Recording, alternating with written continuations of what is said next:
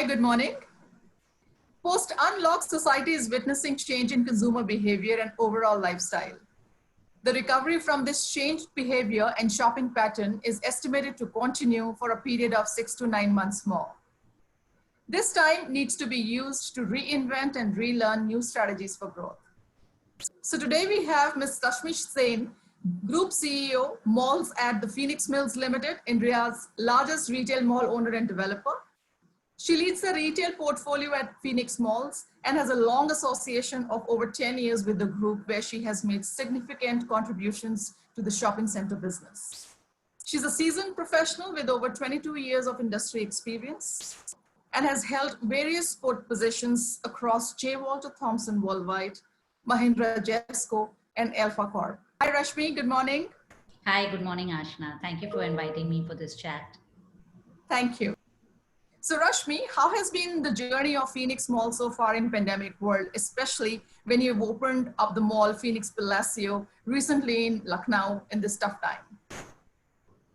Yes, that's a good question, Ashna. I don't think anywhere globally we've seen opening of a new 1 million square feet retail center in these pandemic times. So, to share with you about the Lucknow Mall, since your question is firstly pertaining to our new mall in Lucknow.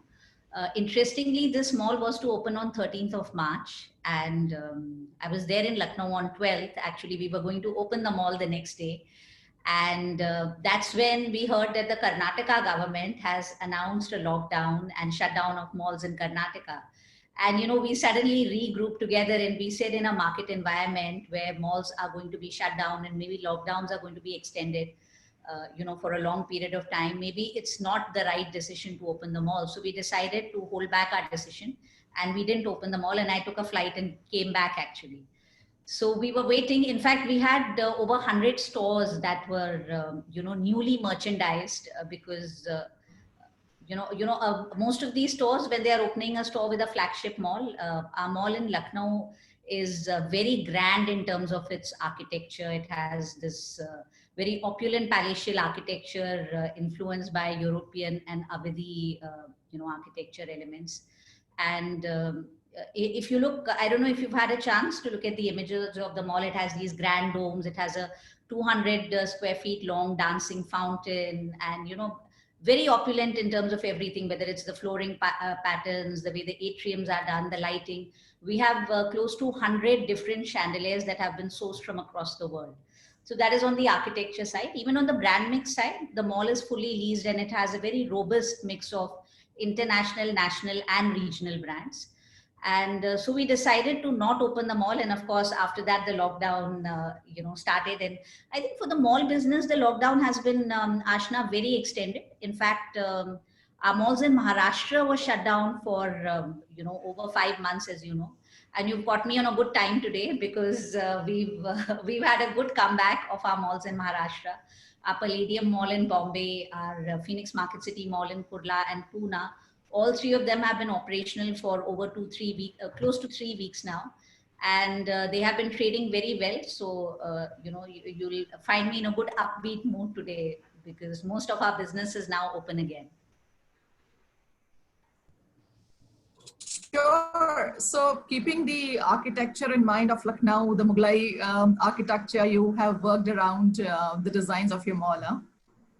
Yeah, so we have a large architectural team and international architects that were working closely.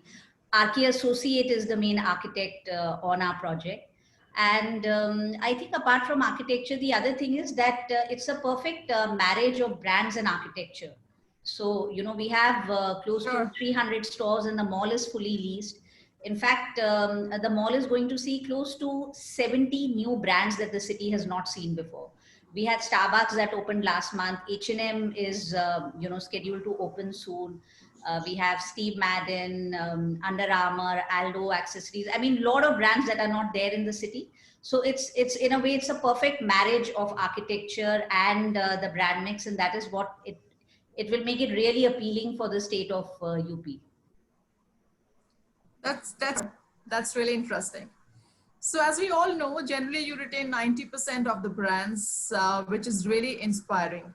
How do you maintain this leadership in market, and how do you manage to bring the brands to tier 2 cities?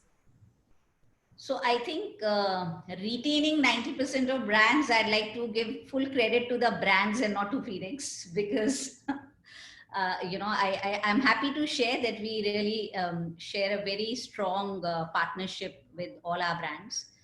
And it's a partnership in a true spirit, where we work very closely with the brands in ensuring their success.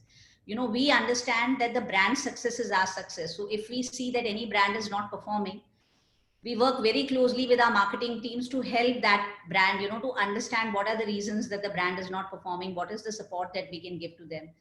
And I think the second aspect, Ashna, is our teams. I think at Phoenix, I'm very proud to say this, that we have a large team which has been working with the organization for over a decade.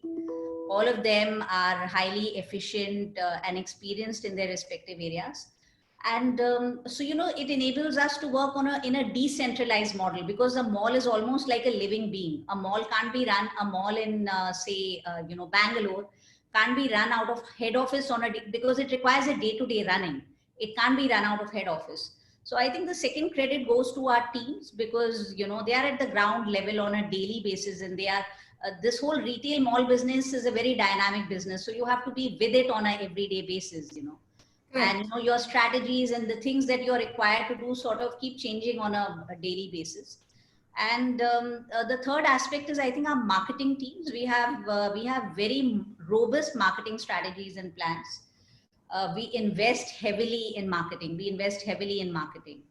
And because we truly believe that the success of our brands is our success, we invest heavily in marketing to ensure that they are successful. And I think these are some of the reasons why we continue to retain the leadership position in the country as far as shopping centers are concerned. Right, having the best malls in the country, you need to do that. That's really interesting. That's very kind of you to say that. Yeah, thank you very much. So now we've discussed about the malls, and now how about the footfalls? So tell us about your assessment related to demand and footfalls in the COVID world, when the consumer behavior has really changed, and what can bring the consumer back to malls. So how are you gaining consumer confidence to visit malls more and more each day? So I'll break up this question into two parts. One is the short term and the long term. I think in the short term, Ashna, the customer will prioritize safe shopping and social distancing. And I think till we have a vaccine that is available, and a vaccine that is widely applied, not just available and it's widely applied, I think we will see that the customer will continue to prioritize the safe shopping and social distancing. Having said that, I think we have been very fortunate with our Phoenix malls in Maharashtra. Like I shared with you, it's just been 3 weeks since we've opened. And we've seen some luxury brands that have done, higher sales than the same period last year. We've seen electronics, hypermarket. We see their shelves go empty because the demand is so high, they are not able to refill. We've seen comeback of fashion of over 50%, which is very encouraging, in the first 1 month to see, because we did not see it in any of the other states also. Delhi, Karnataka, some of the other states didn't see that. So I think, our malls in Maharashtra are also now setting a benchmark in terms of a comeback for the business of the shopping centers, which is very, very encouraging. I do believe that there will be sort of a stop and go approach. I would not get into comfort zone, because last month we saw Bangalore was shut down again for about 2 weeks. Our Lucknow new mall has not seen a weekend. It has been only operational on weekdays, because for the last 2 months there is a lockdown on weekends in the state of Uttar Pradesh. So I do believe that if the cases rise, the government will use this stop and go approach and do short-term lockdowns. And I think this is something that will continue in the short run. In the long run, Ashna, I believe that all the shopping malls, I would say this for all our 8-9 shopping malls that we have, I think that they are sort of the heart and soul of the communities where they are operating. And the customers are just wanting to come back. Once things open up, the customers are just wanting to come back. And to share with you, actually, Ashna, most of our malls have been operational for over a decade. And, they are continuously evolving. So we do things on a lot of parameters. Every 2-3 years, we invest in terms of a project upgrade. I mean, I think most of our malls, we would have changed the complete flooring in the recent times. So, we invest a lot in the project upgrade in terms of the tenant mix. We bring new malls to the country. We ensure that any brand that is coming to the country, opens in our mall, because, we are always wanting to do what the customer is seeking. So if the customer is seeking that a XYZ brand should come to the country or should come to the mall, we put in a lot of efforts around that. And also experience related. Currently, I think F&B is shut, cinemas are shut, entertainment is shut. It's difficult for the mall business to have a full comeback, because I would say the Phoenix malls are actually places of enjoying different experiences for the communities, and it's not just about shopping. So I think till everything opens up, we'll see a bit of a slowdown, because F&B and entertainment and cinema is an important and integral part of the shopping centers. But in the long run, I feel that, once there is a vaccine that is widely applied, I believe that there will sort of be a double comeback. Yeah, absolutely. And if you compare malls with the high street shopping, it's always safer. Because you know how many number of people are there, you are able to take all the safety measures. So it's always better. Ashna, you are absolutely right. You go to a high street store and you will have like 20 people in a small area crammed together inside that store. Whereas we have a rule, we have only one customer per 75 square feet. We have a screen installed at every entry of the mall, which says how many real-time customers are there in the mall at that point in time. Every store will have a sticker, depending upon the size, that only 4 customers at any given point in time, only 10 customers.